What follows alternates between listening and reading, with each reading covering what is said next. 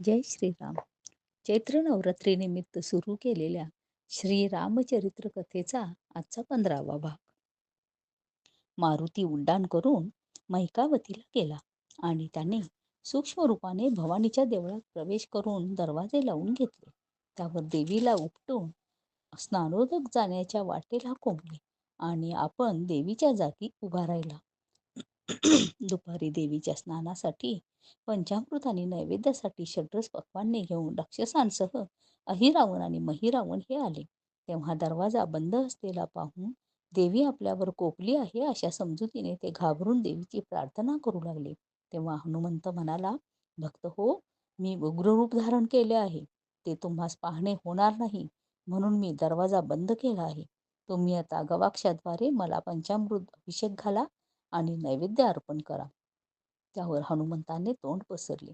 राक्षसांनी ओतलेले पंचामृत तो गटागटा पिऊ लागला. त्यानंतर शुद्धोदक ओतून षड्रसान्न घातले. तेही हनुमंताने सेवन केले. तीर्थेच्छूंना तीर्थ देण्यासाठी पुजारी पाहतो तर मोरीच्या वाटेने एक थेंब देखील पंचामृत पडेना. म्हणून त्याने लोखंडाच्या सळईने बाहेरून खुपसले. तेव्हा देवीला मार बसू लागला. पण हे कोण जाणू शकणार? इतक्यात मारुती म्हणाली, देवी म्हणजे मारुती, भक्त हो, मी तुमच्या भक्तीला संतुष्ट झाले आहे. तुम्ही रामलक्ष्मणांना गवाक्षद्वारातून जिवंत सोडा. मी त्यांना झेलून घेईन आणि तसेच भक्षण करेन. त्यानंतर तुम्हाला लवकरच अक्षयपद मिळेल. चिंतिळ मात्र ही चिंता करू नका. हे ऐकून दैत्यांना अत्यंत आनंद झाला. त्यांनी लगेच रामलक्ष्मणांना रथातून मिरवत देवळानजीक आणले आणि त्यांच्यावरची मोहिनी काढली. तोच त्यांना सभोवार झुंडीच्या झुंडी दैत्य उभे असलेले दिसले. तेव्हा राम म्हणाला, लक्ष्मणा, आपले धनुष्य सुवेळ पर्वतावर राहून गेले की? लक्ष्मण म्हणाला, पुढे कसे करायचे? इतक्यात दैत्यांनी रामलक्ष्मणास देवळाच्या 3 प्रदक्षिणा काढायला लावून प्रथम रामाला आणि त्यावर लक्ष्मणाला गवक्षद्वारातून आत सोडले. देवी गर्जून म्हणाली, राम, लक्ष्मण, या एका क्षणात तुम्हाला मी खाऊन टाकते. तुम्ही मोठे सामर्थ्यवान आहात. तेव्हा तुमचे रक्षण करणारा कोण असणार? तेव्हा राम म्हणाला, यावेळी माझा मारुती असता तर त्याने खचित मला सहाय्य केले असते. हे ऐकून हनुमंताला रडू कोसळले. त्या क्षणी तो रामचरणी लागला. राम म्हणाला, मारुते, धनुष्य नाही, कसे करावे?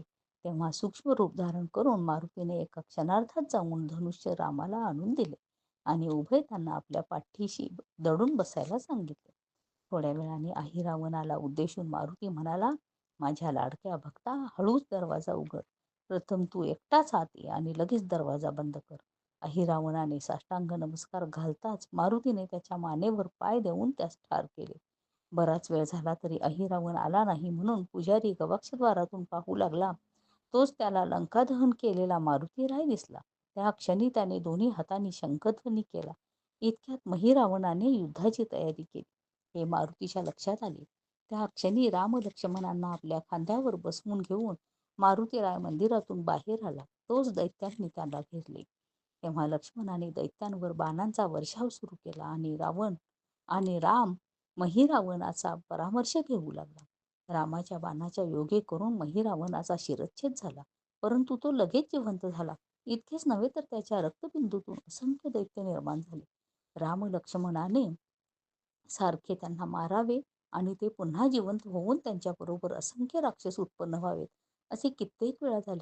तेव्हा राम लक्ष्मण अत्यंत चिंतातूर झाले. ते पाहून मारुतीला एक विचार सुचला. लगेच तो त्या मगरीकडे गेला. त्याच्या प्रश्नाला उत्तर म्हणून मगरी म्हणाली, महिरावणाची पत्नी जी चंद्रसेना, तिचे रामावर अत्यंत प्रेम आहे. त्यामुळे खात्रीने तिच्याकडून मार्ग सापडेल. करिता तुम्ही तिच्याकडे जा. त्या क्षणी मारुती तिच्या घरी गेला. चंद्रसेनेने रामलक्ष्मणांना मिरवणुकीच्या वेळी पाहिले होते.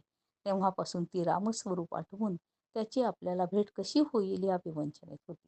चंद्रसेनेने मारुतीला तू कोण आहेस असा प्रश्न केला. तेव्हा मी रामदूत मारुती आहे असे त्याने उत्तर दिले. आता आपली इच्छा पूर्ण होणार या आशेने ती अति कुतूहलाने म्हणाली, मारुते, खरोखर तू धन्य आहेस. तुला रात्रंदिवस रामाच्या निकट राहावयास मिळते. त्यामुळे रामाची सेवा करण्याचे भाग्यही तुला लाभले आहे. तू जर मला रामदर्शन घडवशील तर तुझे उपकार मी कधीही विसरणार नाही. एक क्षणभर तरी रामाचा मला सहवास घडेल अशी संधी तू जुळवून आणशील का? तेव्हा आपले काम साधून घेण्याची हीच सुसंधी आहे असे म्हणून मारुतीने तिच्या पुढे रामाची स्तुती करण्यास आरंभ केला. रामाचे वर्णन ऐकता ऐकता चंद्रसेना रामध्यानात निमग्न झाली. हे पाहून मारुती थोडा वेळ स्तब्ध बसला. त्यावर त्याने हळूच तुझ्या पतीच्या मरणाचे मर्म कशात आहे असे विचारले. तेव्हा ती म्हणाली, माझ्याकडे रामाला घेऊन येण्याचे वचन देत असशील आणि राम माझा अंगीकार करील असे खात्रीपूर्वक सांगशील तर तुझ्या प्रश्नाचे मी उत्तर सांगेन.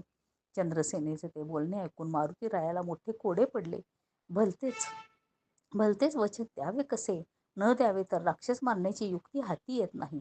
तरी राम सर्व करता करवीत आहे हा दृढ विश्वास असल्यामुळे चतुर मारुती रामाला तुझ्याकडे घेऊन येईल असे सांगितले. श्रीराम जय राम जय जय राम.